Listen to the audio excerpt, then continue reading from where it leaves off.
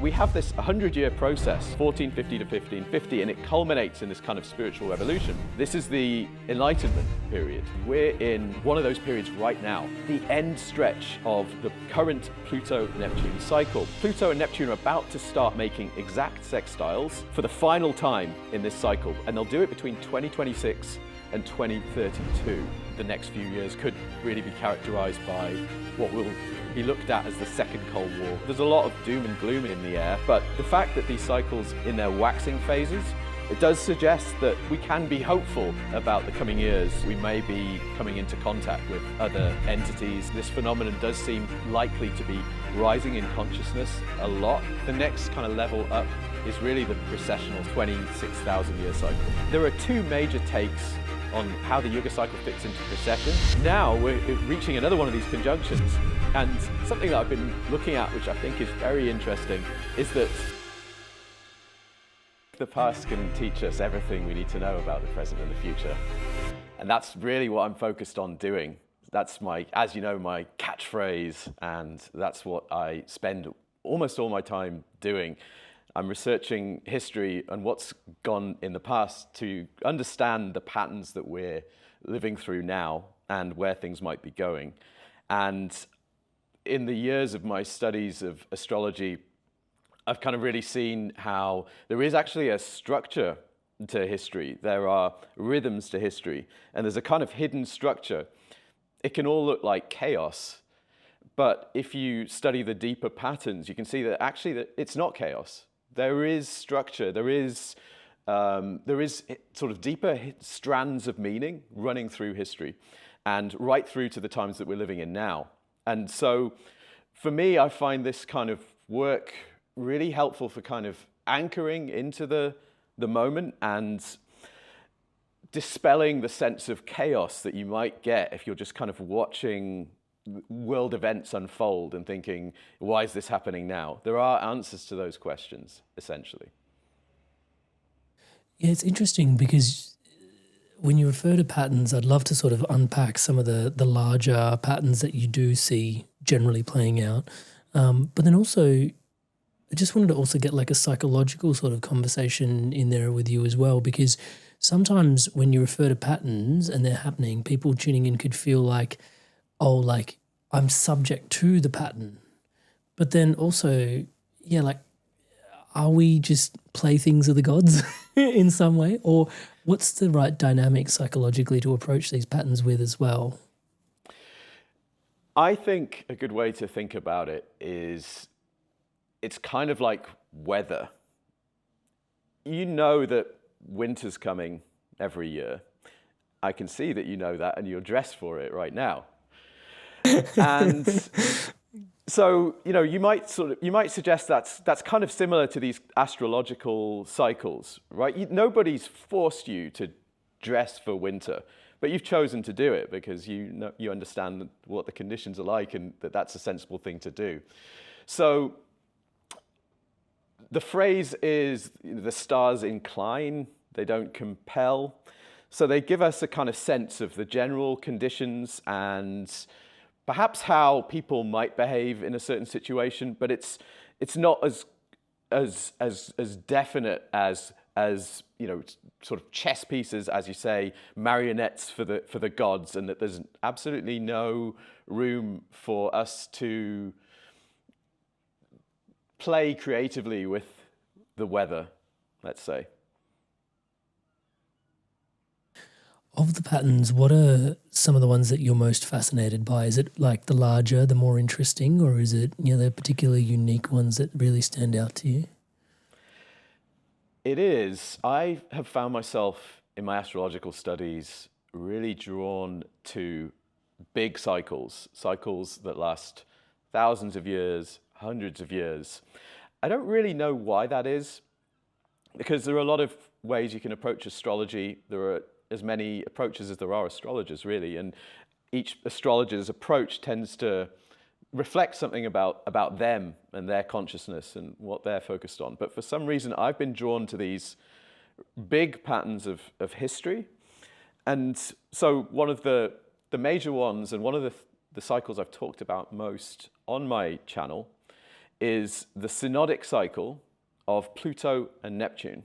A synodic cycle is just a cycle that we get from watching the interaction between two planets.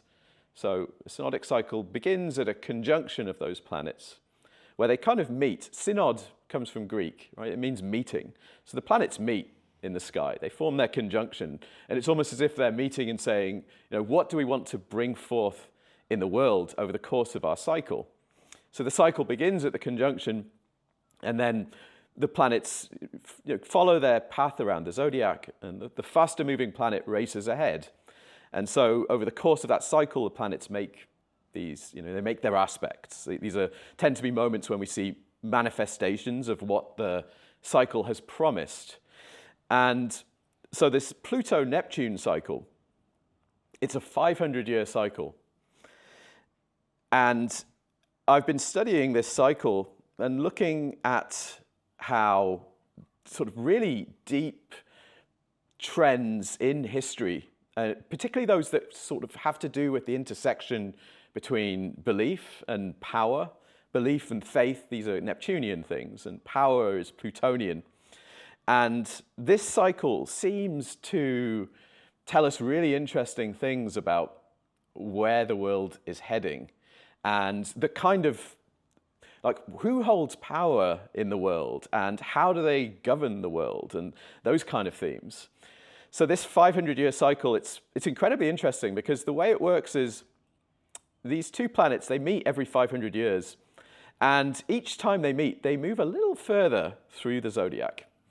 So, for example, between about, say, 1000 BC, BCE, however you want to put that, and say about the year 1398, 1400, these conjunctions were taking place over and over again in the sign of Taurus.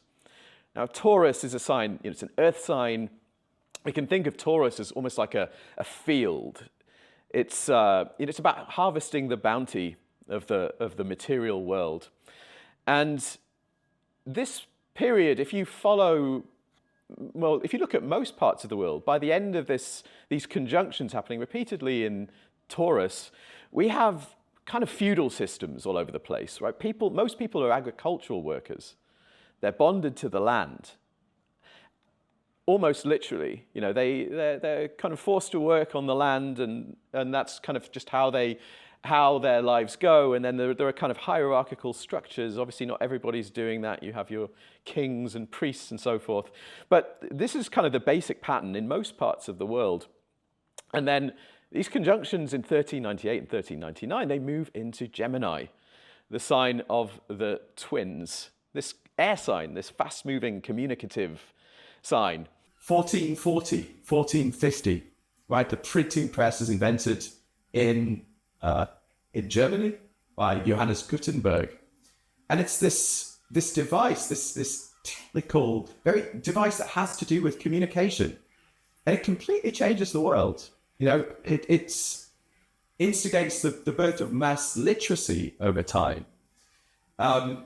And, today, of course, we still have people working the land. We still have farmers, of course, but there are so many other kind of ways of being in the world now. And we live in a very information-focused society, very fast-moving.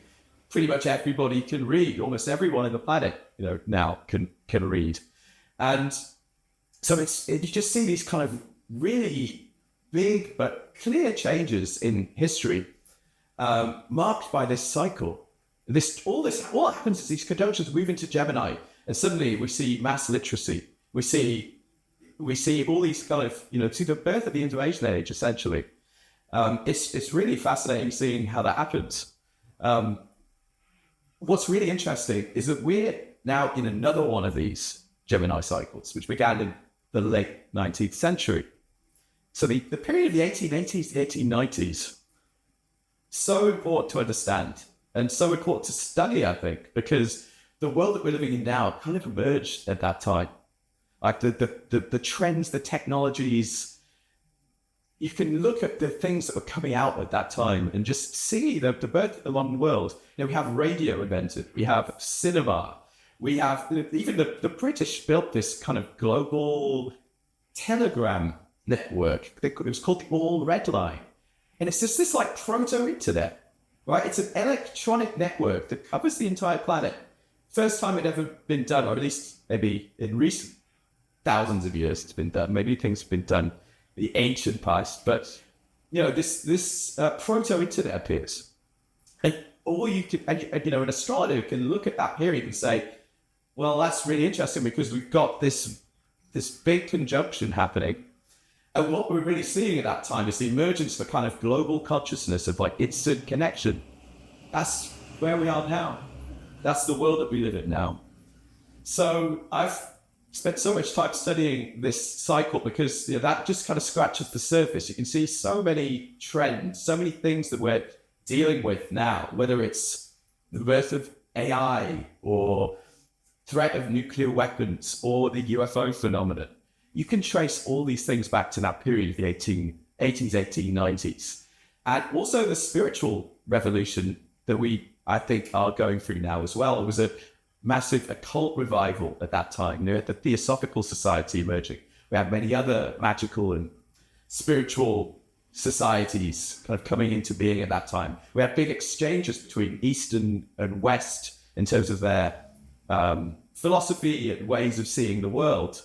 And it's all just coloring and what we're seeing in the world today. These are all trends that we're living through now that you can just look at that period and say, okay, that's the seed period. That's where it began.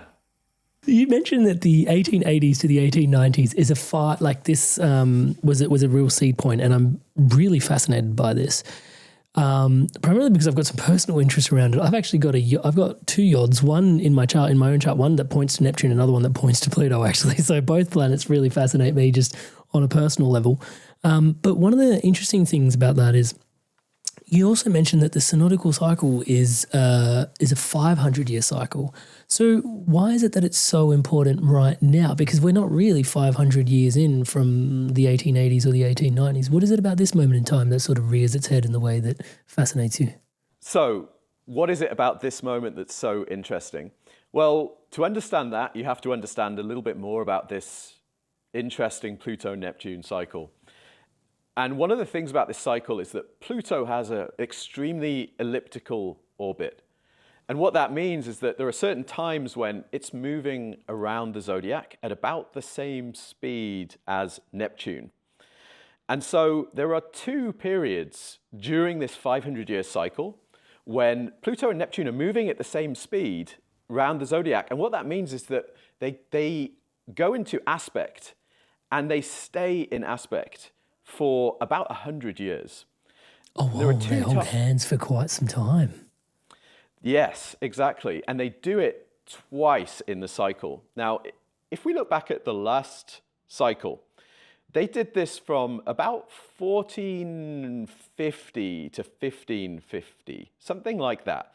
And that takes us from the invention of the printing press right through the sort of early Renaissance and the Protestant Reformation, which was this spiritual revolution, essentially, and it was driven by the printing press.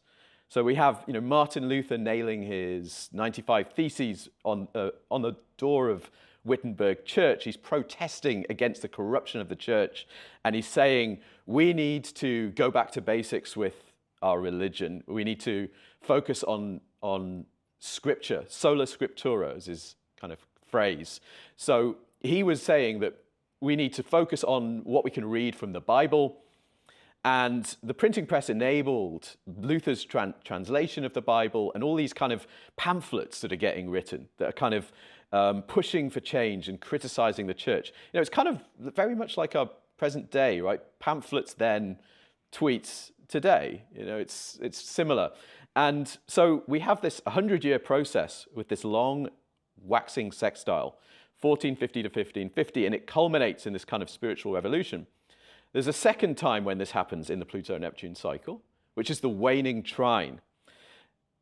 And this happened between roughly 1690 and 1790, and historians will tell you, almost precisely, this is the Enlightenment period, right? So when you know that you're onto something when historians who don't know anything about astrology and think it's bullshit are actually saying what our astrology is showing us. They just don't realize it.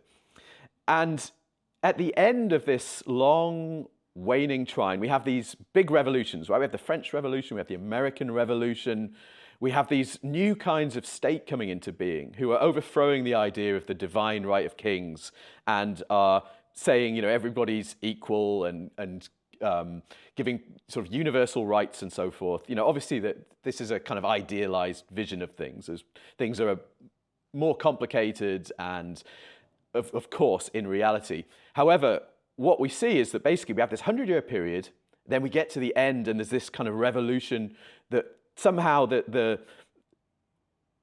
sort of changes that have been brewing for 100 years come to fruition. Now, the reason I'm talking about all this is because we're in one of those periods right now. We're at the end stretch of the current Pluto-Neptune cycle, which began in the 1940s. And it's going to take us into, probably through the 2030s, or maybe the middle of the 2030s. The Pluto and Neptune are about to start making exact sextiles for the final time in this cycle. And they'll do it between 2026 and 2032. You may have heard other astrologers and people talking about this kind of period, or talking about 2032 somehow as some sort of bound. Big time. Big time. Everyone's 2025, 20 to 2032, 2012 to 2032. It's like this 2032 is like this huge piece. Yeah, and I think there are different ways you can see that. I think other astrologers might have different rationales, or other people who are trying to understand what's coming. But this cycle really does specify 2026 to 2032 as the final phase of this long sextile. And here's the other really interesting thing. So I talked about the previous cycle. At the start of this long period of change, we have the invention of the printing press. What happened at the start of this current long sextile? Well, in 1947, we have the invention of the transistor. This is the single invention that really enabled the information technology revolution to happen, enabled what we're doing now to happen. It enabled everything. The internet, AI. Absolutely, all of that. And so you can see a really interesting similarity between this cycle and the last one.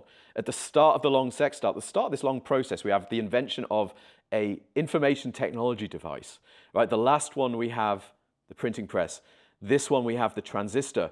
And now we are looking at the sort of culmination of this long period. And you have to imagine that the transistor, that the internet, all the AI, all these kind of technological devices are somehow going to maybe drive some culmination, let's say, of this long sextile. And this is one reason why I've been saying that I think there's some kind of spiritual revolution on the way, which is something that I know probably quite a few other guests on your channel have also been saying and have also seen in other ways. But I think that this cycle, what it does is it kind of confirms that this could really be in the offing, and it does it by showing us that this has happened before and can happen again. Inspired souls, I wanted to take a moment to thank all of you that are subscribed to this podcast. Everything you see around here is powered and empowered by your subscription to the channel. Thank you so much for your incredible love and support. To all of you that haven't yet subscribed, please do take a moment. As I'm saying the word subscribe, the button below is lighting up in the colors of the Inspired Evolution. Please hit that subscribe button, hit the bell notification icon, and join the community, join the movement, spreading love, positivity, wisdom, and insights like this around the planet together. Thank you so much in advance for your support.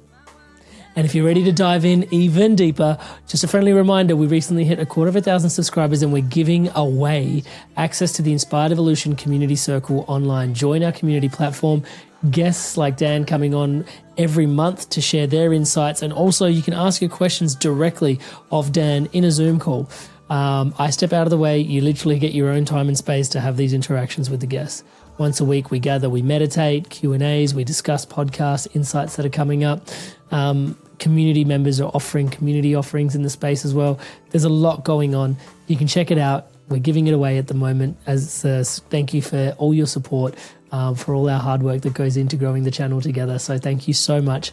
inspiredevolution.com/circle. You see the link here, also in the top of the description below. Would love to welcome you on the inside of the community. Can we zoom in a little bit on the cycle? In 2026, Neptune and Pluto are doing their thing, but then there's this, is it Barbell, one of the people you really look up to and respect, and he talks about this minor grand trine that rears its head, or reveals itself, with Uranus, Neptune and Pluto sort of going into this really beautiful sort of configuration. Did he call it the most benefic, like the most beneficial configuration of the entire century? He did say something like that, yes. André Barbeau, this late French astrologer who my own approach to astrology takes a lot from. You know, he's somebody who kind of pioneered this cycles-focused approach to world astrology. And he saw this astrology that we're coming into now coming quite a long time ago. And as you say, you know, that was right. You know, he really singled it out as this is something extremely benefic about this configuration. And it's a minor grand trine. So we have three planets, Uranus, Neptune, and Pluto, these three powerful outer planets in astrology that are in this harmonious configuration. We have Uranus and Pluto in a trine in these air signs of Pluto, of Aquarius and Gemini. And then we have in the middle, we have this Saturn-Neptune conjunction right now. And so it's a really kind of geometrically beautiful configuration. And generally, one of the other things to say is that all of those synodic cycles of these planets are now in their, once Saturn and Neptune complete their conjunction in 2026, they're all going to be, almost all the synodic cycles, except for one, I think, are going to be waxing and not waning. And waxing cycles tend to be more about growth and new things coming into the world. Waning cycles are more about contraction and consolidation. So this is one reason why there are potentially good reasons to be hopeful about the coming years. You know, there's a lot of doom and gloom in the air, for good reason. You know, there's some worrying things happening in the world, but the fact that these cycles are in their waxing phases, it does suggest that we can get through this stuff, you know, in one piece. It doesn't suggest kind of calamitous events, or at least like not as bad as, you know, you can imagine. There are always going to be teething problems with big changes and contention when a new world emerges, because, you know, people jockey for position when things change. But yeah, so you're right. Barbeau saw this coming. He's a very accomplished astrologer. So I always give some credence to the idea that based on his predictions, things may well kind of turn out quite well in the next few years. So bring us into 2032 again. So that particular moment in time, what do you see that happens? So some things, like some pressure lets off, or something starts to, like, they start to drift apart. Like, what's actually happening there, and what do you visualize? So we have Pluto and Neptune making their final sextiles, exact sextiles. And we also have a conjunction then of Saturn and Uranus. And I think this is when pressure will let off. I think we're in a period of contention over the emergence of a new, more globalized world, or a multipolar world. I think multipolarity is also what we're seeing, the emergence of a multipolar world, not a unipolar world, which we've seen over the past few decades, right? One dominated mostly by the United States. We're seeing the emergence of this multipolar world. I think it will take maybe until the mid 2030s probably. They make their last exact sextiles in 2032. Could be around then, or like maybe slightly afterwards, once they start moving out of aspect, then this kind of process is completed. So it could be, it could get a little bit dicey between now and then, because there's contention happening. There's different, very powerful states. We have the US, we have China and Russia. kind of in contention about, how should this new world be structured? Who should hold power and so forth? So I think, it's probably going to be a really interesting time, of quite a chaotic time, and at times quite worrying. But I think by the time we get to sort of maybe move beyond 2032 and maybe into the mid 2030s, that new world should have kind of formed and settled. One of the things that really continues to draw me in with your astrology reports is oftentimes you'll do this thing where you'll map the beginning of the zodiac to 0 degrees longitude and sort of map the zodiac around the planet. And then you can sort of see what aspects are being made, what transitions are being made, what's transiting, and then based on that you can sort of see, this is actually, like recently I was engrossed with what was going on with India and Pakistan, obviously because of my roots.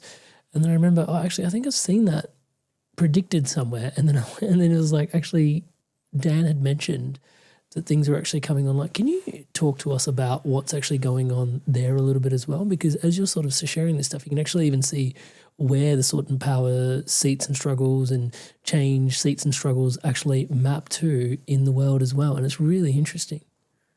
Yeah, so what you're talking about there, Amrit, is the geodetic map.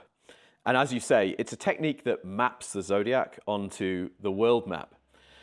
And so the way this works is that if you imagine, we already have the line of 0 degrees longitude, the prime meridian, the Greenwich meridian.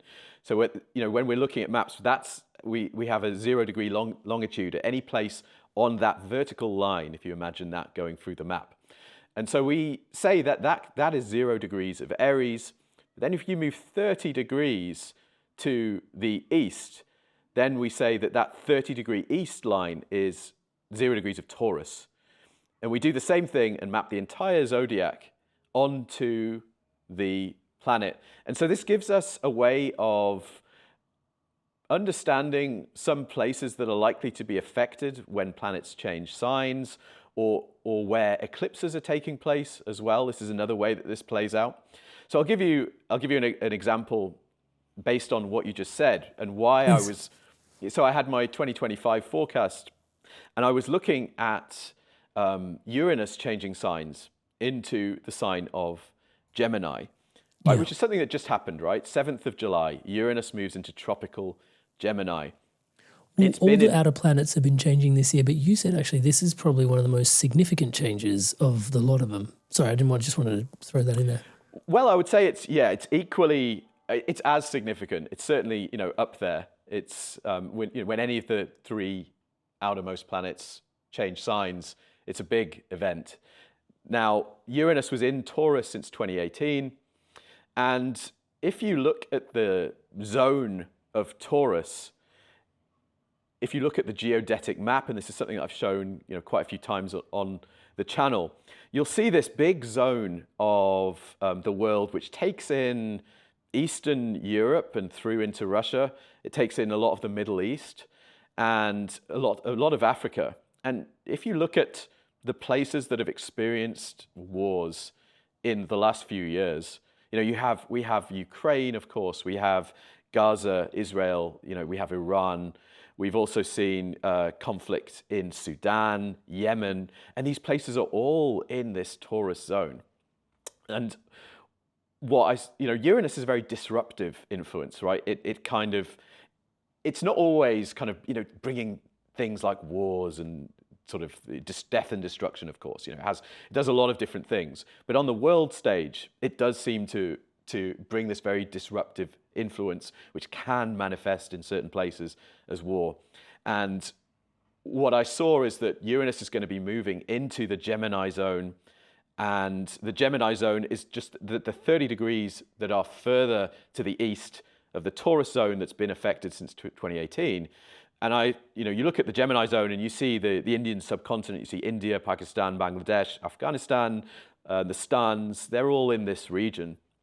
And so, we obviously know there's a long history of conflict and tension in that part of the world.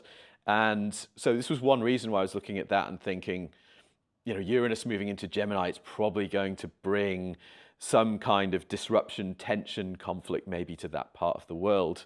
And there's another reason why you might say that as well, because partition happened in, I think it was 1947, right? And Uranus was in Gemini at that time. It's interesting, it's the twins, by the way, right? We have India kind of divided into India and Pakistan to two different states. But they're now reaching total twins, yeah. Yeah, twins. And now Uranus is moving back into Gemini. This is where it was when that happened. So there's a kind of Uranus return. When a planet returns, Uranus will tend to kind of shake things up and bring some kind of renewal. But it's another reason why you can kind of see that world that emerged at the end of the Second World War, including India and Pakistan, but then actually there were lots more kind of bifurcations that came in that period. Right? We have China, Taiwan was soon after that. We have apartheid South Africa, another kind of bifurcation. There's all sorts of them. North and South Korea is another one.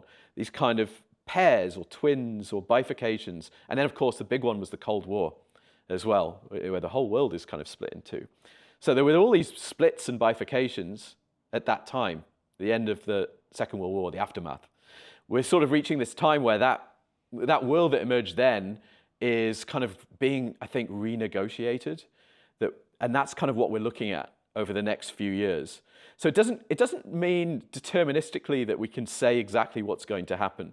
I don't think I would say that I know what that world is going to look like at the other end, but there's some sort of like process of negotiation or renegotiation that may include violence that's going to take place in a lot of parts of the world between now and the mid-2030s, I think. Yeah, it's really fascinating to just understand that that's even possible to map, and just see what happens in the world. Like you said, the geodetic approach there. There is also, just focusing on this Neptune, Pluto, and we were talking about 2026 where you've got Uranus. A little bit thereafter is, I think it's about 2027, back to just speaking to this synodical cycle that you're referring to. Jupiter comes into play. What is the configuration of a basket? What is that? Yeah, this was a term, I believe it was coined by my astrological colleague, S.J. Anderson, who's another astrologer who I've worked with quite a few times. We've done a lot of work together, made a lot of videos together. And it's actually astrology that's coming into shape in 2026. So we have this minor grand trine of Pluto, Neptune, and Uranus. And then Jupiter is going to be in Leo, opposing Pluto in Aquarius, and it really does form this kind of basket shape. It's quite interesting. So that wasn't something that Barbo didn't use that word, but SJ kind of came up with that term, just to sort of look at this really amazing astrology that kind of comes into play in the middle of 2026. So to me, when I look at it, I have kind of mixed sort of signals, basically, on what might be coming. My sense is that, again, this kind of, the world is kind of, the global world is going to be renegotiated. But again, the waxing sextiles, some of these kind of pleasant aspects, or these kind of waxing aspects that seem to be signaling growth and emergence, kind of suggest, yes, there's contention, yes, there's great difficulty even, but that we kind of somehow muddle through it.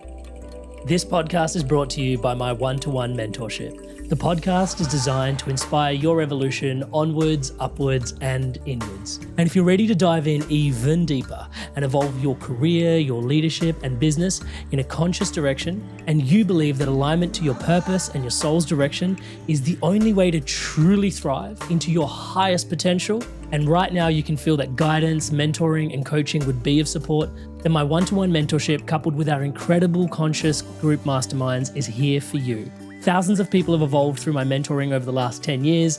It is, after all, my highest calling, and here's what they have to say about how it's transformed their life. I've had massive transitions while working with Amrit. I'm processing things in real time. I'm addressing what I want to do, and so much more is possible. Amrit sessions were really helpful. They inspired me to go after my dream job. which I have now and I'm loving it. Amrit doesn't really see it as just coaching, but he honestly cares about you and you can feel it.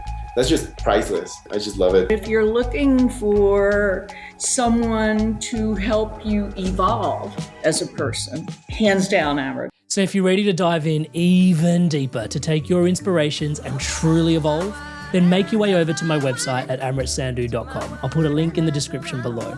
You don't have to go it alone. There's one-to-one mentoring and an incredible community mastermind of conscious leaders, entrepreneurs, and people transforming their careers and business into full alignment with their soul's highest calling, creating a life that inspires them on the deepest level, living into their greatest impact.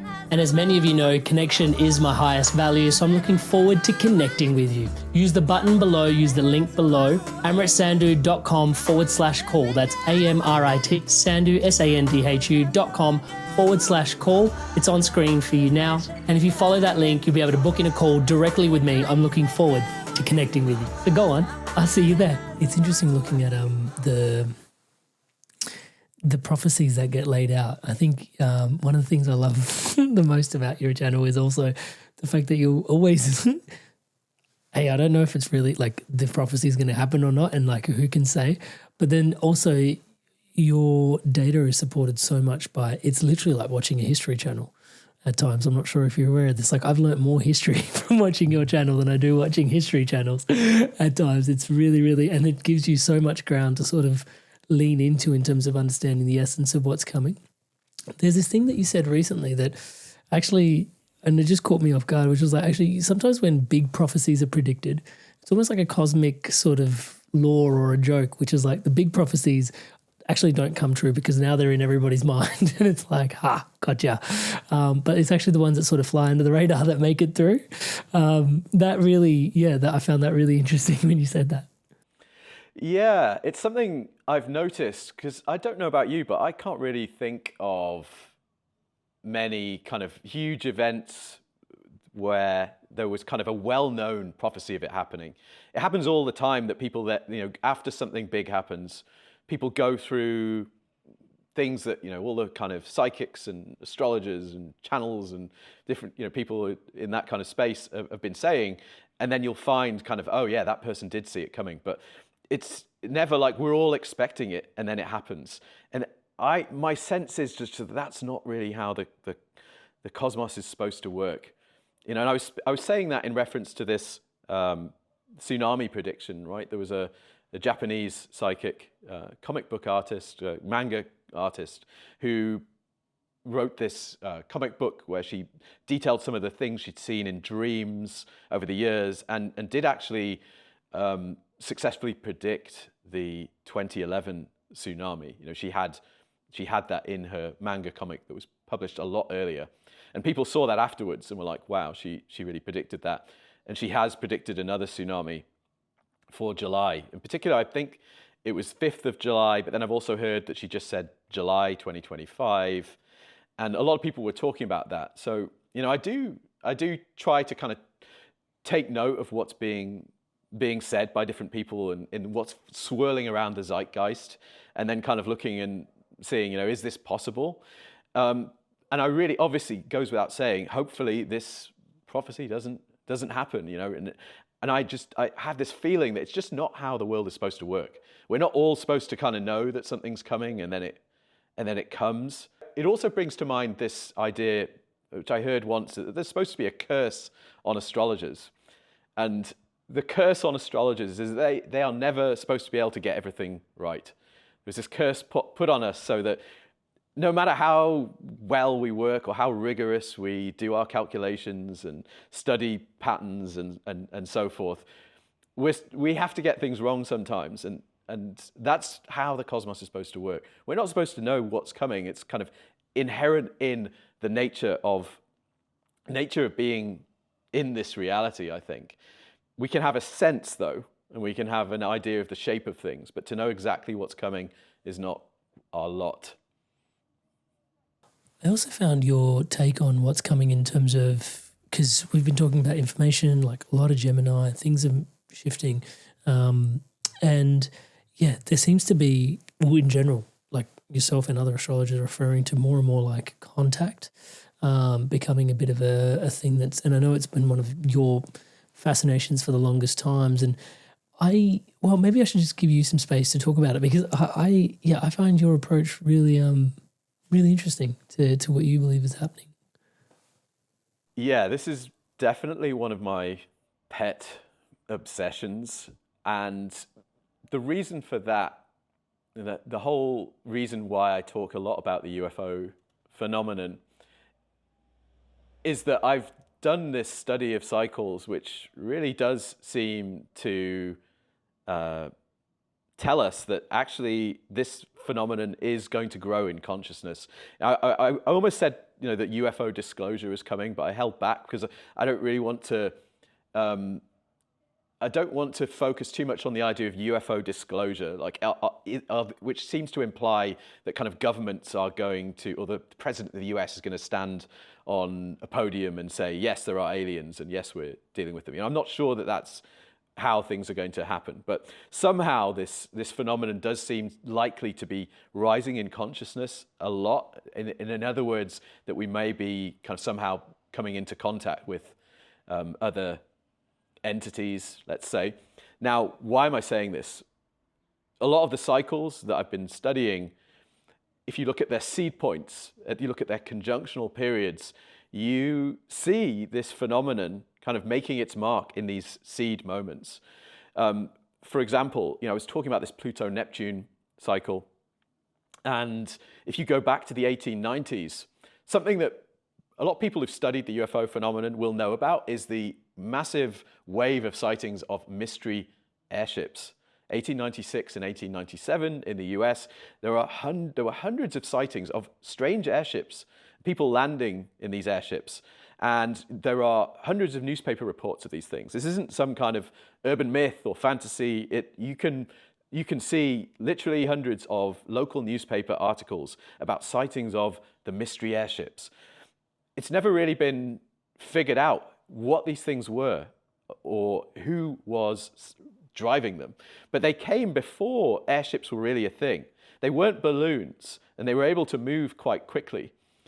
And this is a kind of what this is from a sort of astrologer's perspective, is this is a kind of foreshadowing of the UFO phenomenon, right? We get it at the seed point of this cycle in the 1890s when Pluto and Neptune are conjunct. And and it seems to be suggesting that we're going to be seeing strange things in the sky, strange machines, maybe. There's a foreshadowing of contact there. Now, what happens when Pluto and Neptune move into orb of this long sextile I've been talking about? Well, it happens in the 1940s. This is exactly when the UFO phenomenon makes its mark on the world, when we start to see the Foo Fighters during the Second World War, when there were the flying saucer waves in the US, Kenneth Arnold, all this kind of stuff, the Roswell incident, right, 1947. So we can see that this something is promised at the conjunction, and then when the two planets reach their first major aspect, which is the time when you'd expect to see manifestations of what was promised, the UFO phenomenon appears. And so, again, we find ourselves at the end of this kind of long sextile now, and it just seems to me that we're going to see some major upsurge in this story, whether it's a lot more sightings, or kind of maybe some sort of mass sighting potentially, or perhaps more information leaking out of secret programs and so forth. We're already seeing that. We're already seeing it right now. And then there's another cycle that also kind of clues us into this potentially happening, which is the Uranus-Neptune synodic cycle. So Uranus-Neptune are currently in a sextile. They're part of this minor grand trine that we've been talking about, this configuration of the outer planets. They conjoined in 1993. So if you look at what was going on around that time, you can understand what's promised by their synodic cycle. And there were a lot of things happening then. Okay, we had the World Wide Web, of course, emerging at that time. But there were some weirder things as well. And one of them was the Disclosure Project by the UFO researcher Stephen Greer. He launched this Disclosure Project in 1993 at the time of those planets being conjoined. I'm almost certain he probably knew nothing about that, but yet he launches his Disclosure Project there at that time. And he has all these whistleblowers coming out kind of basically saying, look, we've worked on these programs, or we've seen these craft, or this thing is real. That comes at the seed point of this cycle. And now we're reaching another major moment, a major aspect in Uranus and Neptune. So we can expect, again, this is more confirmation that we're going to see much more on this issue. You can kind of feel it sort of bubbling under the surface. We've had these whistleblowers emerging. And in fact, it's 2017 when this kind of process of sort of disclosure kind of started. There was an article that was published in the New York Times on sources. There was a kind of whistleblower, Luis Elizondo, kind of emerging, saying he'd worked on a program to catalog these kind of happenings. And this is maybe getting a bit technical, but in 2017, Pluto had actually moved to the degree at which Uranus and Neptune began this cycle. So that's another kind of trigger.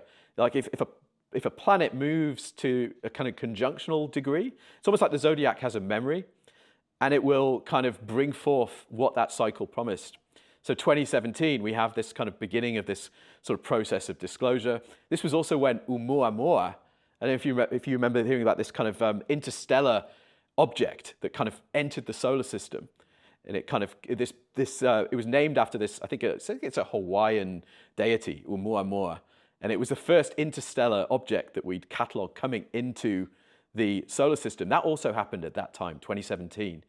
And it's kind of cluing us into, I think, to much more understanding of our place in the cosmos, being something that's promised by this ongoing Uranus-Neptune cycle, as well as the longer cycle.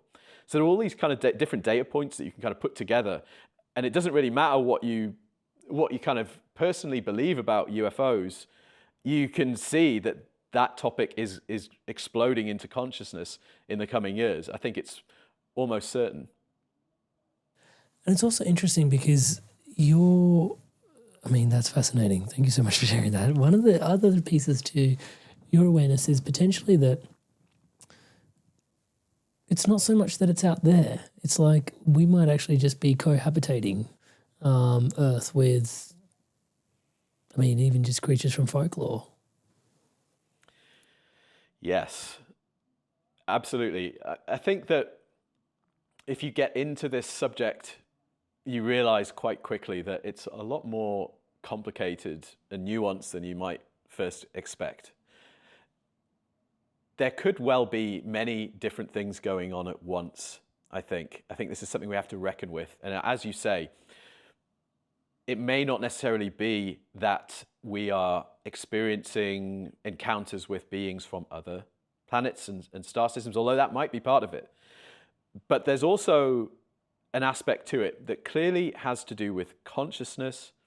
And there's an aspect to it that also goes back a long way into history. If you read some of the great UFO researchers, like people like Jacques Vallée, he's been cataloging early history encounters and also noting how similar a lot of UFO encounters or abduction cases even are to the fairy myths. Fairies were known to abduct people. And it seems perhaps a bit strange that, in the past, before we became sort of so technologically advanced, you had encounters with beings that would abduct people. And we have the same today, except it's taken on a much more technological form. We have beings from other planets and spaceships and so forth. And so again, it's not to say that's definitely not what's happening. That could well be a part of this. That could be a part of it. But the similarity archetypally and between these kind of well-documented histories of encounters with beings that just seem to live here with us might clue us into the fact that we're looking at something a bit more difficult to wrap your head around than simply aliens coming from other planets. That it might be that there are other beings that somehow are able to come in and out of our reality, and they can take on different forms. They take on different appearances. And I think that potentially what we might be looking at is that there are different ways that spirits can clothe themselves in their encounters with us. You actually see if you look at the conjunctions of Saturn and Neptune, just to bring in another cycle now, if you look at that cycle, so one thing that I think quite a lot of people who are astrologically literate are aware is that Saturn and Neptune are forming a conjunction right now. And they're doing it in the first degree of the Zodiac, which is quite an incredible thing by itself. All the rage. It's all the rage at the moment. Absolutely. All the rage. It's the big conjunction in town. Now, there are a lot, there's so much you can say about these conjunctions and the history of them. And, one of the things a lot of people will talk about is the history of big events happening with Russia at Saturn-Neptune conjunctions. Obviously, Russia is having something of a moment at the moment. But one thing that I've looked at is that these conjunctions seem to have to do with manifestations of spirit.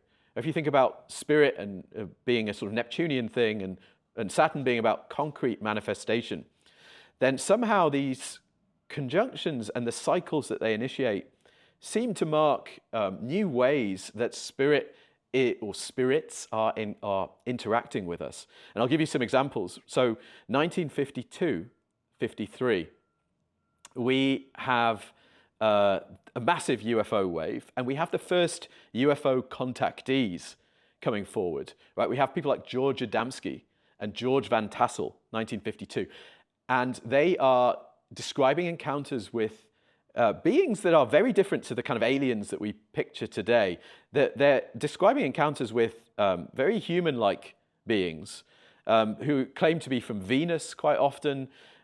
We have, I think, George Adamski met a kind of blonde-haired guy called Orthon. George Van Tassel says he's encountered the Ashtar Command, which is something you hear about, to this day.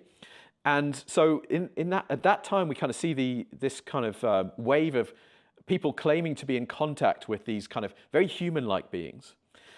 Now, if you fast forward to 1989 and the next conjunction of Saturn and Neptune, you see a real kind of change to the kind of beings that people are starting to claim to be encountering and that kind of inhabit our psyches. And one great or kind of example that really illustrates this, 1989 is the year that the film Communion came out. Communion is this really scary film based on a book by Whitley Strieber, who's a very well-known UFO contactee, depicting encounters with greys, basically, these kind of big-eyed kind of alien figure. This comes in 1989, and this movies kind of really do serve to shape the public consciousness in some ways. And since that time, we had with the kind of things like the X-Files and the popular imagination about what an alien looks like really changed, right? We have the gray alien really comes into play. And now people almost have forgotten about the kind of very human-like beings that people were encountering in the 50s and beyond. Now we're reaching another one of these conjunctions. And something that I've been looking at, which I think is very interesting, is that people are now describing encounters with discarnate spiritual entities through AI. So it's almost like there's like the new encounter with spirit that's coming through this new technology, which I think seems to have something to do with the Saturn-Neptune conjunction. And so now suddenly kind of people are sort of speaking to discarnate spiritual entities that are speaking to them through their jailbroken AIs. And it's kind of changed form again, but like at a sort of deep archetypal level, it's kind of people having encounters with spirits, with kind of interesting messages, sometimes hopeful messages, sometimes confusing or scary messages, all sorts of different things. I wonder if what we're really looking at here is the way that this kind of the spirit world can kind of change its form in the way that it kind of appears to us. And that AI is kind of driving this kind of new wave of new encounters with spirit somehow. But the other intriguing thing is that AI is so available to everybody. Tons of people are using it, most people even. So one of the things I've been wondering is the emergence of this technology going to force us to reckon with the realities of maybe discarnate spirit or spirit in general? through widely documented experiences through AI with entities. Inspired souls, human beings, what are you taking away from today's conversation? Join in on the conversation below. Leave us a comment, and Dan's likely to come back on in the future as well. Any questions you've got, leave them below, and I'd be honored to ask them on your behalf. Join in on the conversation. Looking forward to hearing from you. Wow, I had never even considered that. I don't even know where to take a question from that place, because it's, looking at AI and sort of looking at what's then the immaterial behind that, is a fascinating point. But in terms of, what you're actually connecting into is, really, really interesting. I did have a question that I can make sense of for just a quick second, which is a couple of times you've mentioned the breakaway civilization, and it's breaking back in. What are you referring to, and what do you mean by that? So the idea of the breakaway civilization is one that goes back to the research of a UFO researcher named Richard Dolan. He's a very good UFO researcher. He was on track to become a serious academic historian and got interested in the UFO phenomenon and decided that he just wanted to see if there was anything to this thing. And he thought he would spend a couple of months researching it, and then he would go back to his history career. But he ended up getting completely sucked into it and making it his entire career, and that's what he's doing to this day, many such cases. Now, Richard Dolan coined this term, the breakaway civilization. Another way you could just call it is the breakaway group. The word civilization might throw people off track a little bit, because it kind of makes you imagine countries and continents and so forth, where breakaway group might be a better way to put this. And the idea essentially is that since the beginnings of our encounters with the UFO phenomenon, behind the scenes, governments, let's just talk about the US government, has presumably been trying to understand what this thing is, and also to try and create technology that duplicates the capabilities of UFOs. And there are also a lot of rumors and stories and even kind of documented evidence suggesting that they may even have possession of crashed craft. Right? We think of the Roswell incident. There are countless more. Aztec. There are lots of supposed incidents where craft were recovered and then are being studied with an intention to kind of try and reverse engineer them. Now, the point about all this is that firstly, it's been done in secret if it has been done, right? It's been done behind the scenes. And the other point is that it will presumably have given certain groups, perhaps certain corporations, certain people in certain pockets of government access to incredible technology, if it has really happened, that really goes like light years beyond anything that we've got kind of in our world right now. And this is another theme that I think maybe is kind of running through this big Pluto-Neptune cycle that we're living through, because you can take it right back to the start of the cycle, and you have two very famous inventors who were very famous people at that time. You have Thomas Edison, inventor of the light bulb, who was really responsible for kind of the electrification of America and by extension a lot of the world. And then we have Nikola Tesla, this great genius with this almost kind of mystical understanding of science and reality.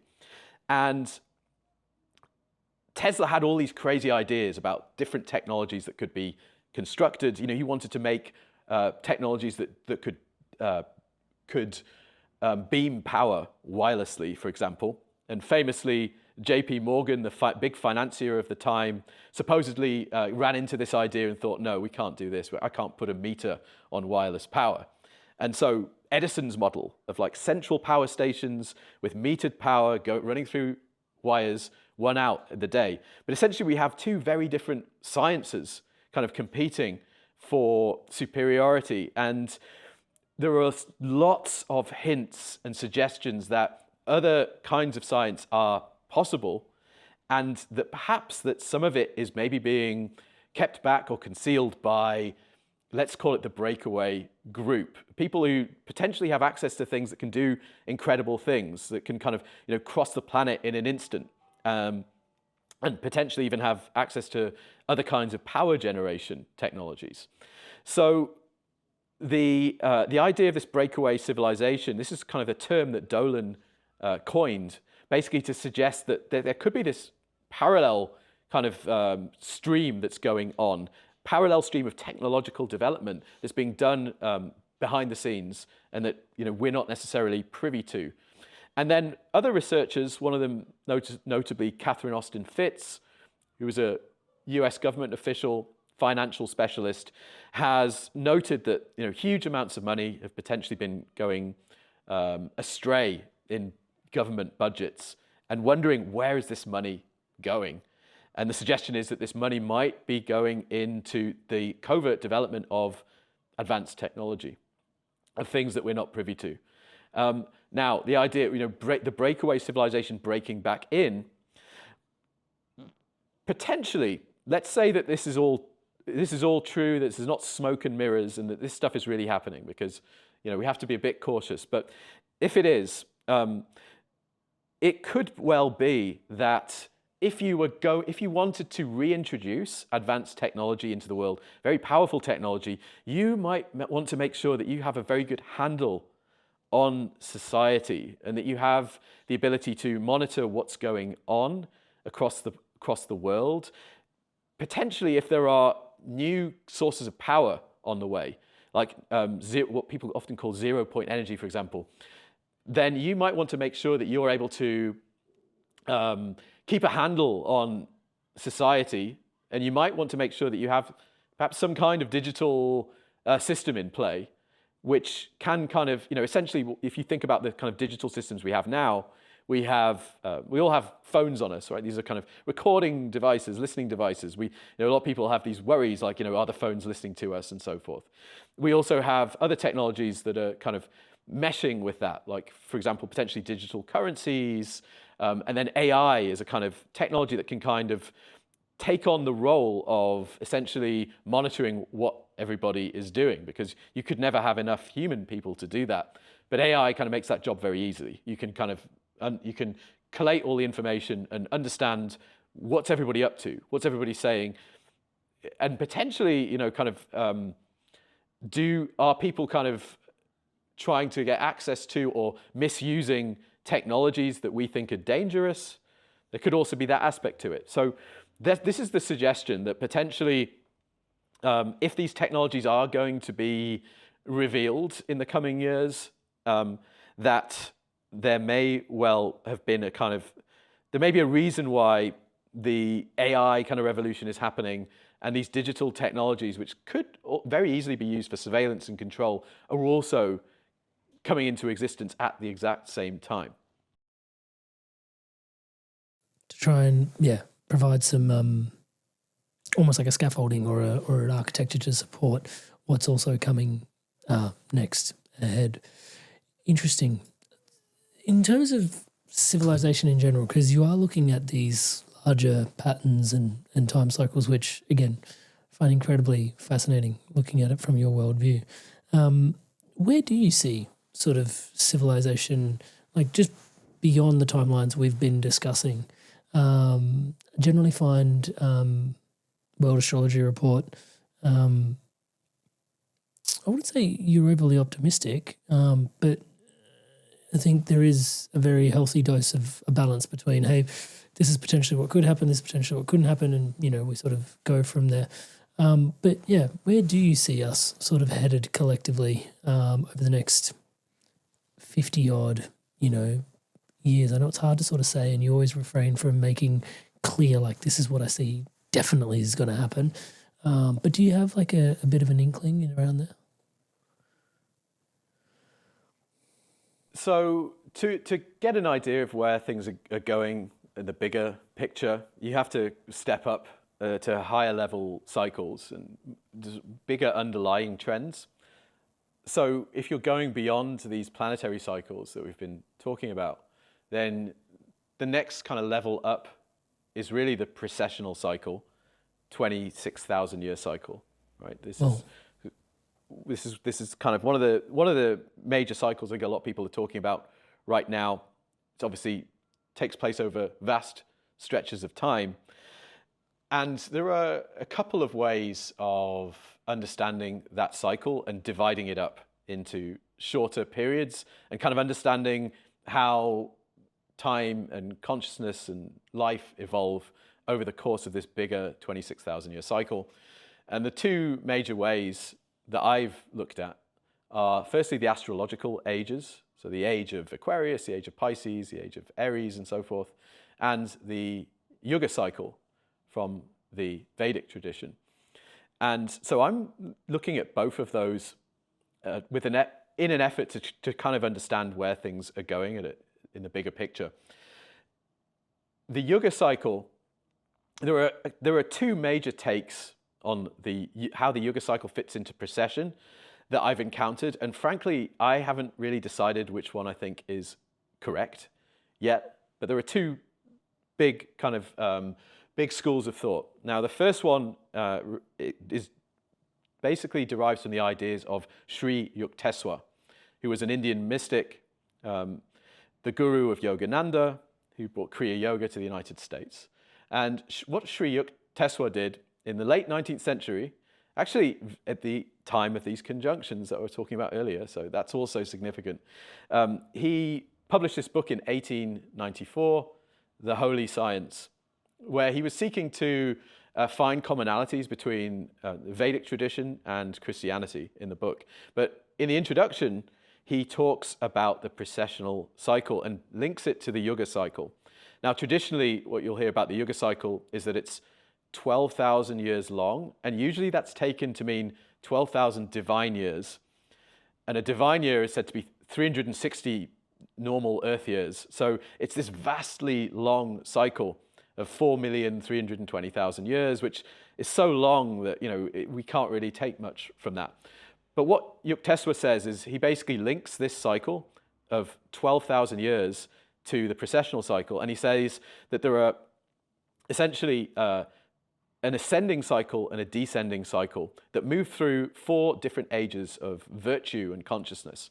So there's a golden age, which kind of is a time when virtue is at its highest and consciousness is connected to the divine.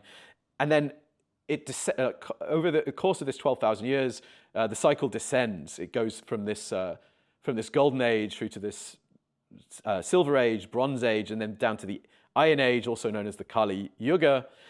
And this is supposed to be the age in which there is the least virtue, in which we're least connected to the divine, most kind of material kind of period. And Sri Yukteswar says that the Kali Yuga ended in the year 1700, and then we entered the next stage, the Dwapara Yuga. And this he calls the energy age, where we have a comprehension of what he calls fine matters and electricities.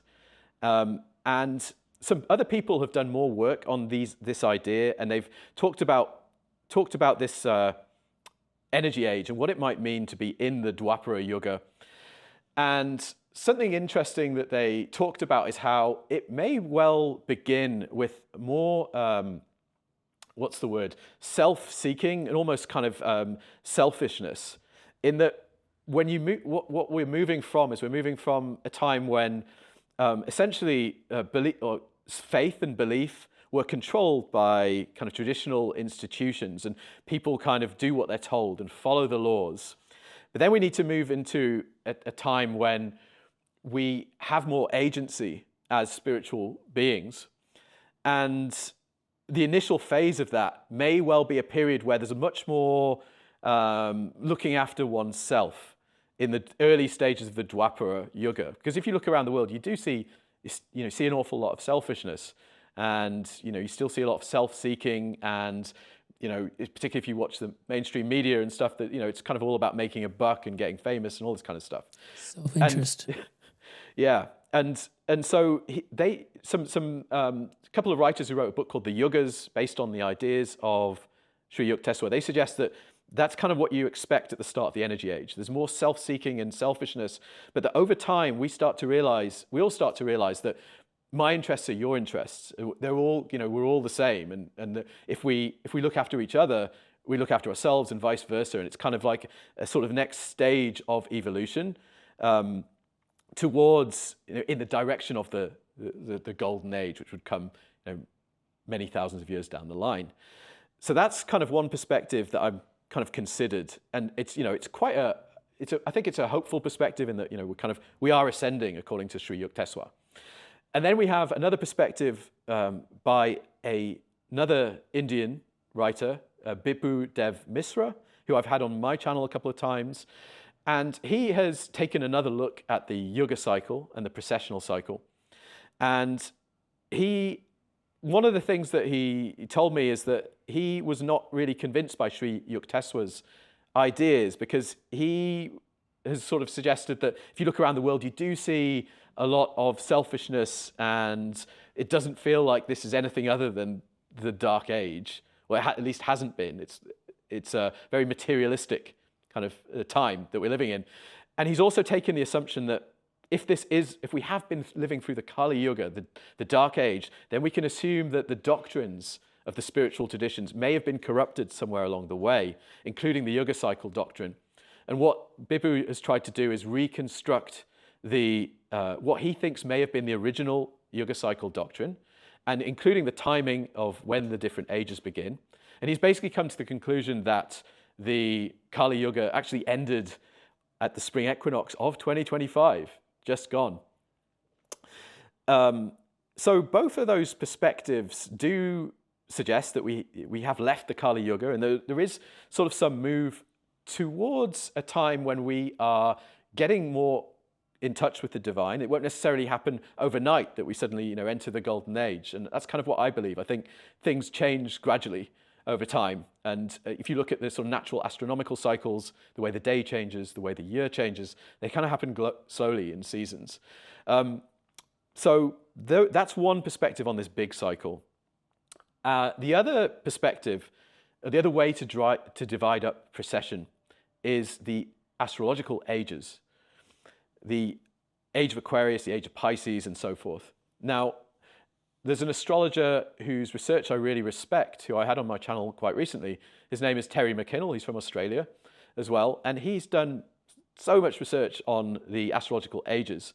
And he's come to the conclusion that the age of Aquarius actually began hundreds of years ago. He believes it began in 1433. So again, similar to around the time that these Pluto-Neptune conjunctions moved into Gemini, which is also pretty interesting. And this is also basically the time that historians say that the modern era began. So he believes that this is the Aquarian age, and I find his research really persuasive. I'm quite inclined to believe him on that. So what we are living through now is a kind of we're in the Aquarian age, but the kind of influence of the Piscean age is still kind of heavy and kind of still behind us, but we're kind of moving into something new. Now, what does the Aquarian age really mean? Aquarius is really about the individual within the group. It's kind of has both of those connotations. You kind of hear people talk about Aquarians being this sort of unique geniuses, but yet it's also a sign that we connect with the collective in general. And I think the ultimate goal, or perhaps destination, of the Aquarian age, which I believe we are living through, is a kind of society of individuals that are kind of individually connected and more enlightened and more spiritually connected through their own practices. So there's somehow like the kind of wider society works better when each individual is connecting directly somehow with the divine. They have spiritual practices and so forth. So I see this as a time when we are kind of reconnecting with the spiritual. I think that's been another story that I've seen from the Pluto-Neptune cycles, that we kind of went through this period of growing materialism, and now we're moving out of that again. We're reconnecting with the spiritual, with kind of what we've learned from several hundred years of kind of development of the scientific method behind us. Meeting with Gary Zukav was one of the most important moments of my life. There's a couple times where he was just talking us through something and it just hit. And I think it's because we shared the same space with him. Because you watch a lot of people online and it doesn't feel the same as when you're sharing space with somebody. Like that moment, that memory, that one little tick in time. It does feel very different once you have that kind of awakening and remembering. Different people are different stages of their awakening. So when I start talking in a certain way, it sounds kind of nutty.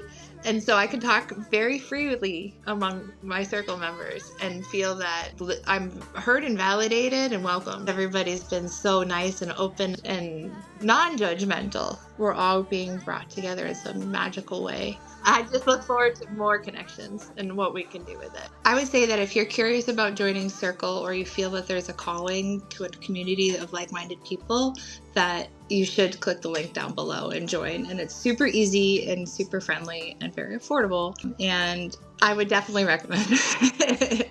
Can you describe what you believe Aquarian energy to be, just for people to ground into some of that? Yeah. Yeah, so if you think about the sign of Aquarius, this is the sign that opposes the sign of Leo, which is the sun sign. So if the sun, in Leo is the sign of the self, or the authentic expression of the self, it's a sign that's associated with things that are sensual, royalty and so forth, and leadership, and these kind of themes. Aquarius is the opposite sign. It shares some of the same themes, but it's kind of more to do with the collective. If Leo is the self, then Aquarius is kind of the collective, or the masses, but kind of how society is kind of structured, essentially, and the kind of ideas that bring new societies into the world. So, Aquarius is a fixed air sign. So Aquarian energy generally is associated with kind of having a vision of how society could be better. It's quite forward-looking. And it generally tends to kind of stick quite tenaciously to that vision. This is kind of where we need to go. But again, I see the kind of interplay between the individual and the collective being quite core to what Aquarius is really about. And if you convert that idea of that sign to a kind of age, then it's a kind of, I think we can sort of speak to a time when, again, the individual is themselves and is connecting to the divine, and as a result of that, the wider society works well. So I think that's kind of where we're heading, and I think a few other cycles kind of point to that. It's kind of like more individualism, which will, as a consequence, when it works well, kind of aid the collective. Which is interesting because with Pisces, you've very much got this school of fishes, right? Like there's much more of this coagulation, this cohesiveness, right? Like this, and human beings kind of being wired for connection, and then needing to conform more, because it's kind of how, I just picture schools of fish, right? And sort of, coming together in our little groups and our cliques, whereas it is quite a seismic shift just for, given how we're wired in terms of what this change represents for us. It is. I think we can all probably agree that we are seeing over time a process of individuals becoming much more informed and educated and kind of making their own minds up about things. If you think back at the kind of Piscean era, as you say, we were kind of part of the flock. You said schools of fish. I really like that metaphor. I think that works really well. Truth was kind of handed down to us from above, so to speak. We're now kind of quite clearly kind of entering this era in which we all kind of have much more access to information as individuals. You'll also hear Aquarius being linked to technology, information technology. And you can kind of see how that information technology, which again, highly Aquarian, it seems to be doing two things. It's kind of linking us all together, and it's also giving each individual kind of much more access to knowledge and information, and that seems to be the kind of transition that we're going through. It's from kind of again, from a kind of sort of didactic or a sort of world in which, again, truth is given to us, to where we kind of can all access it as individuals. Yeah, I'm hearing a greater and greater impetus placed on authenticity and, yeah, like fundamentals like that. Yeah, do you ever see a transit happen, like, and get a sense of foreboding in any way? Does that, because I know when I tune into your channel, it's generally optimistic, more not overly optimistic, but like I said, it's like yeah. Like, let's say when you've seen something like Uranus coming out of Taurus, moving into Gemini, like Taurus is kind of, you've put it quite articulately well on your channel. It's like it was like sort of not smothering, but like suppressing it a little bit.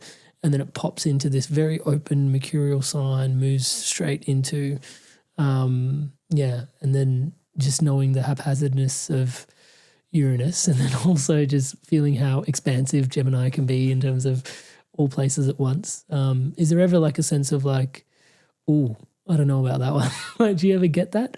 Because I never get that sense from you when I watch your channel. I do feel like that. I over time, after doing this for years and years, I've kind of grown to be a lot more judicious. Yeah, but also to kind of avoid getting sort of too sucked into particular outcomes, and to worry less, I think, as well. I think there's always this kind of thought that even though we might think we know sort of the kind of things that are coming, we never know exactly how things are going to play out. And so, in a sense, we don't really know quite enough to worry. I'll admit, though, I do see transits coming. Sometimes when they're hitting my own chart, and there will be a little voice that goes kind of, oh, that could mess that up, or like, what about that? Yeah.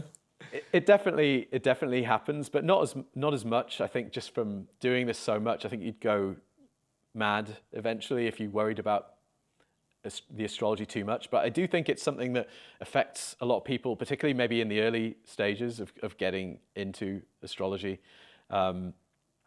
It's very easy to kind of focus on things that are coming that you don't think look good and get quite worried about them and sort of dwell on them. My experience is that they very rarely end up being kind of what you fear they're going to be.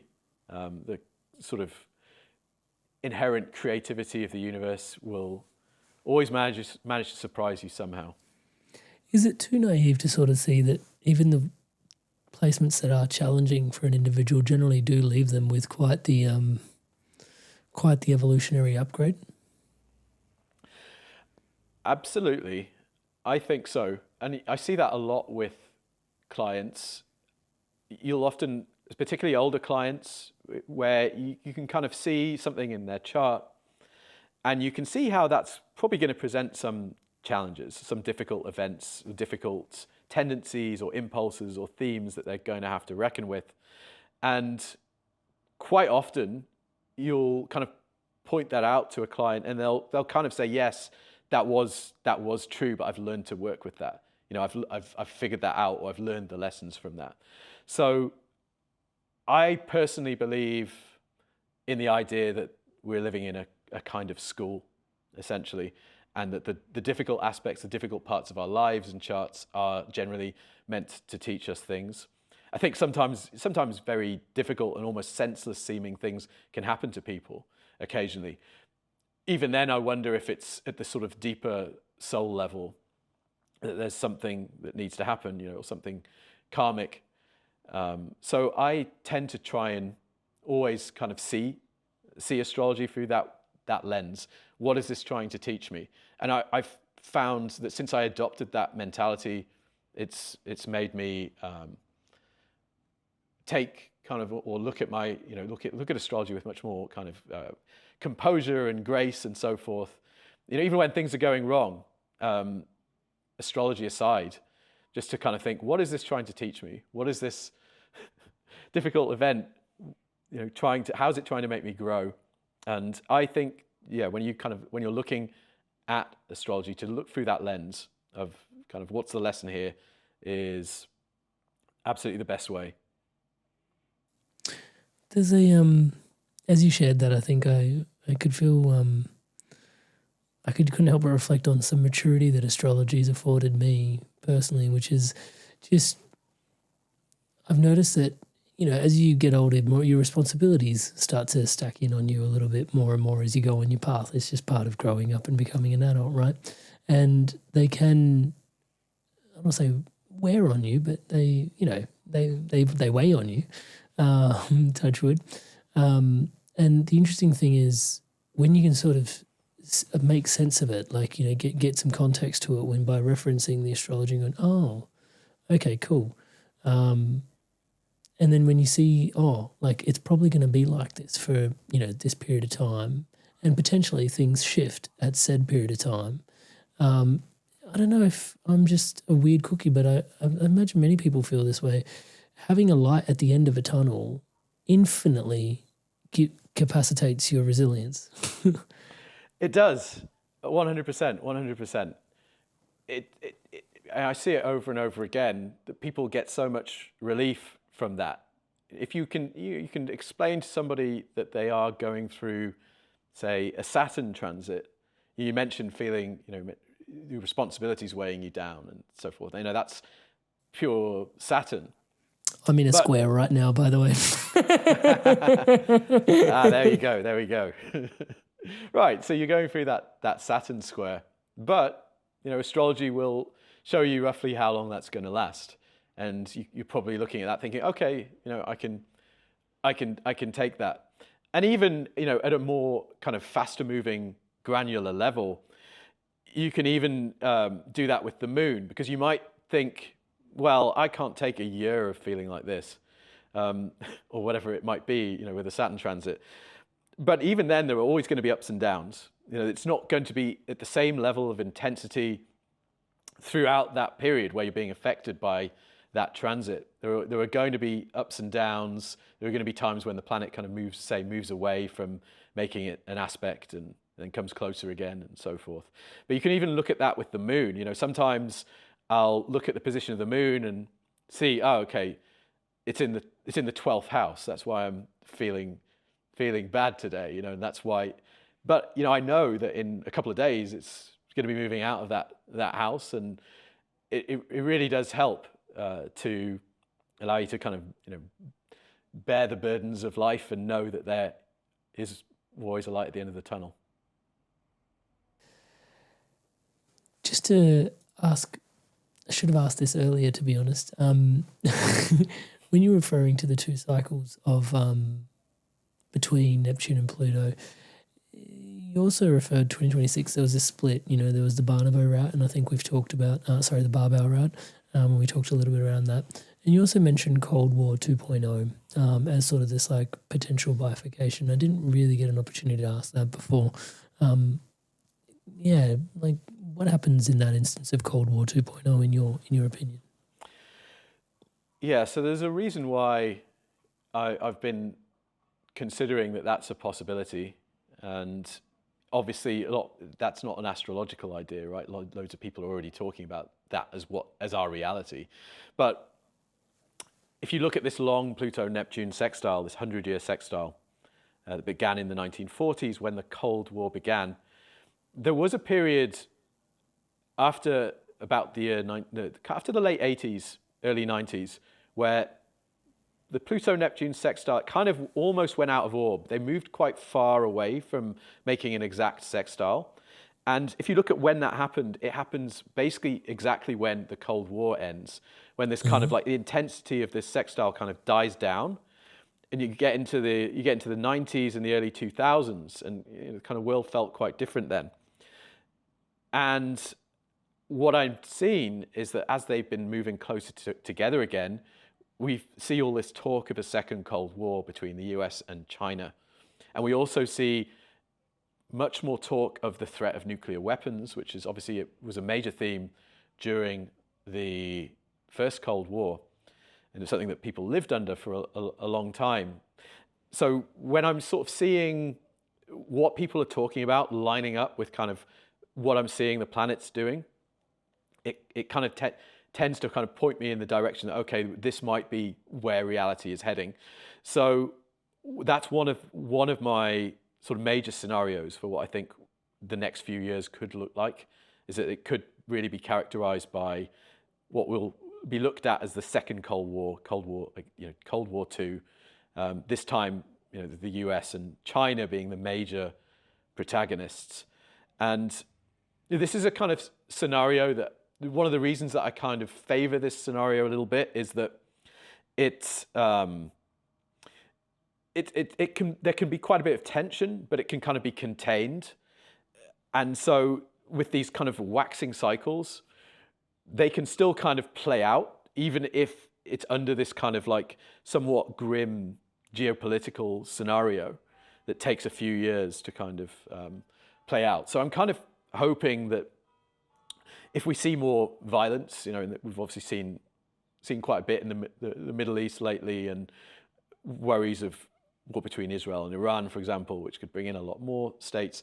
I am wondering if what we're going to see is maybe going to be seen more like the Cold War, where there's kind of this major sort of big geopolitical scenario, and then in certain places there are kind of hot spots, unfortunately, where conflict breaks out.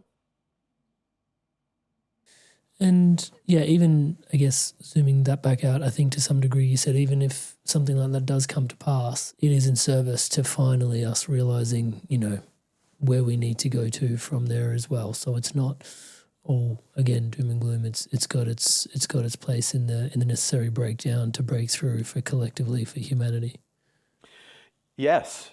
I think that one of the major themes is kind of the emergence of a global world, an interconnected world, an instantly connected, globalized world. And that's what we're watching forming.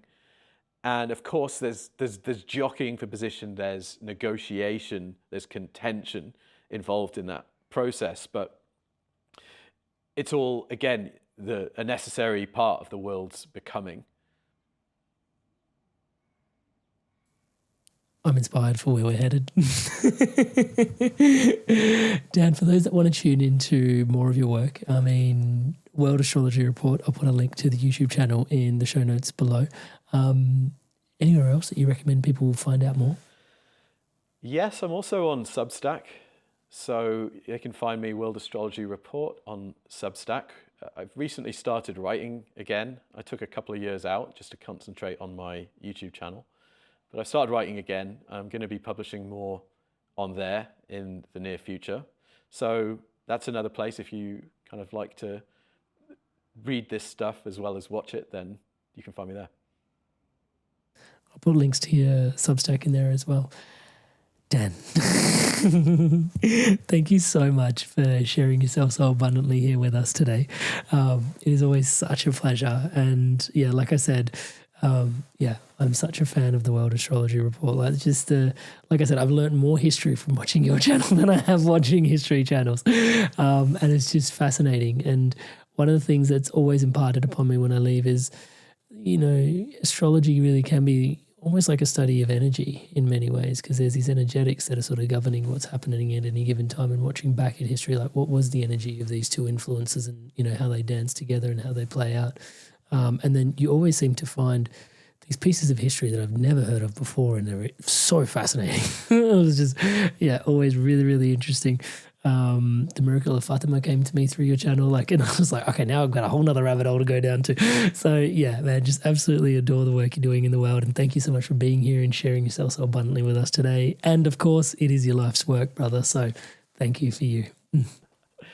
Amrit, I really appreciate that. It's extremely kind, and it's been a real pleasure to be here. It's been great fun on my part, and congrats to everything you're doing as well. Your channel's killing it, and it's deservedly so. I think you're obviously clearly working really hard, and bringing a lot of super interesting ideas to people, which I think is a wonderful thing. Thank you for that kind of reflection. I ended up in Papua New Guinea. I was going to Australia quite a lot at that time. But that was kind of what really like awakened me to magic and astrology and so forth. Because in Papua, you know, magic is real, full stop. And that kind of inspired me, I think. Really? What do you mean by that? Magic is real, full stop. Well, so what I kind of, you know, after over years of living in places like Thailand and Papua New Guinea and all these places, I started to just realize that, because I kind of grew up quite a materialist perspective, right? Just a bit kind of normal, quote normal, but you know, that like a standard kind of view of normal, reality. Define normal. Exactly. Yeah. But you know, but I had this kind of very materialist perspective on the world, and then I spent years living in places like Thailand and Papua and places like that, where to people there, magic is very real. It's an absolute fact of life, and it has extremely heavy consequences. Like people in Papua, they kind of burn each other's villages down and do all sorts of terrible stuff sometimes, based on suspicions that people are doing magic on them. And what I started to kind of come to the conclusion of was just that it was real, that the magic works when everybody believes it. And I've experimented with magic myself. That's the tricky bit. Yeah. And it's like there's this idea of the consensus trance, which was developed by this guy called Charles Tart. He was a sort of parapsychologist. And he had this idea that basically we kind of have this trance that we all kind of agree on. And say where I am in England now, you know, there's this very, you know, it's kind of the belly of the beast for materialist kind of capitalist kind of thinking and ways of seeing the world. And there's this consensus trance that magic isn't a thing, astrology isn't a thing, spirits aren't a thing. And so in the main, people don't experience that stuff. Whereas I think it's much more possible in parts of the world where everybody kind of sees it as reality. And I've had that experience myself. You know, I've seen ghosts in Bali and Laos and all sorts, you know, places where everybody kind of believes in that stuff. So that's kind of how I see it. There's I mean, it's rawer in some places, but it's also like it is in the West, and I know you know this. It's like in the West, like it is still here. It's like sigil magic, right? Is like, you know, you make a sigil, you charge it up with your intentions, and then you look at like letters and language, like spelling. It's like literally spelling. Like let's call it spelling, and it's like, you know, we all collectively fall into the pattern of English, right? And English is now how we think. And that's how our mind is sort of like that's how you think now. You know, was it an empowering language? Was it an enslaving language? Like, you know, it's, you know, the magic of language is a spell in spelling, and, you know, we're cast into it. Yeah. I mean, I just feel like it's more refined. It's still there. It's just not as raw as what you see in Papua, probably. You know, like that's true. That is true. Yeah, this is kind of a hermetic age, in the sense that these, if you go back to these Pluto-Neptune conjunctions in Gemini, part of the awakening of science involved a kind of involved the growth of Hermeticism, and this, you know, the Hermetic arts of science, of magic, astrology, and alchemy, essentially, which kind of led to the growth of science and the kind of emergence of the modern world. But so I'm going to sort of trace the emergence of the modern world with kind of through their relation, like through the kind of machinations of like secret societies and the use of the Hermetic arts in managing society. And one of the things is that we are kind of like managed through spellcasting in a sense, but the spellcasting is modern media and, as you mentioned, kind of language and so forth. It's kind of like a technologized spellcasting. I'm not sure if I'm meant to be doing this, but part of my brain just went back to what you were saying about the Breakaway group, and then realizing that potentially, you know, the occult and the hidden sense of like Hermeticism and alchemy and then how it kind of like it was a bit breakaway and like it was happening in the shadows, and then boom, like the scientific method, and it's just like broke back in. You know, like breakaway, break back in. Yeah. Oh, totally. That's like you're getting to something that I'm going to be writing about. Actually, I did, which is that there was something very similar in the last cycle, in that we all kind of are taught, you know, Columbus, quote unquote, discovered America in 1492.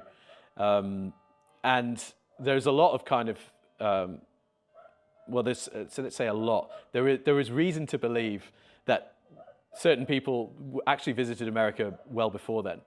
And this was a secret that was kept by some of the secret societies, banking families, and so forth. Were aware of this. They knew of America before the official launch of America. Right. Interesting. And one of the reasons, so it's like kind of the Italian city-states, they monopolized the gold trade, and they knew that there was gold in America. If they kind of immediately announce America exists, they're not in a good position to exploit. Capitalize, right? So they shift their alliances to Portugal, Spain, England, being on the Atlantic seaboard, so they can capitalize on exploiting America. And so they kept this thing secret, then they launch it publicly. And so I think there's a parallel with the whole UFO thing. Wow. That is really fascinating. You, inspired soul human being, you've made it through to the end of another incredible episode. Thank you so much to your inspirations to evolve. It is such an honor to be your brother walking this path by your side. You obviously watched this video all the way through to the end, so you like this video, please do give it a like and a thumbs up. It lets all the algorithmic sort of stuff here on YouTube know that spirituality content like this is important, and you can really vote for the content by giving it a thumbs up and a like. So thank you so much for doing that. On the notes of thanks, thank you to all of you that are subscribed to this channel. Everything you see around here is powered and empowered by your subscription to the channel. Thank you so much for your incredible love and your support. To all of you that haven't yet subscribed, please do take a moment. As I'm saying the word subscribe, the button below is lighting up in the colors of the Inspired Evolution. Please hit that subscribe button, hit the bell notification icon, and join the community. Join the movement supporting love, positivity, wisdom, and insights like this, spreading around the world together. This is totally a co-creation between yourselves and ourselves. Please join the community by hitting subscribe. Thank you so much in advance for doing so. And if you want to go even deeper into the roots of community, as Dan had said, we're moving into this age of Aquarius. It's really important, the we, as we're moving out of these schools of fish, to find our places in the world together. We created the Inspired Evolution Circle. You can come join us, check us out online, inspiredevolution.com/circle. Once a month, guests like Dan come on and you can ask your questions directly of the guest in a live Zoom room. Once a week we gather, we meditate, and there's community Zoom calls once a week. Like, there's a lot going on in that space. You can check it out, completely complimentary at the moment, because of just a way to give back and say thank you for us hitting 250,000 subscribers. So inspiredevolution.com/circle. You can use the link on screen now or at the top of the description below and join us on the inside in the circle. And to continue your inspirations to evolve onwards, upwards, and inwards, on screen now, an opportunity for you to dive in even deeper on your path. So go on, take your pick and make your click. I'll see you in the next podcast. I'll see you there.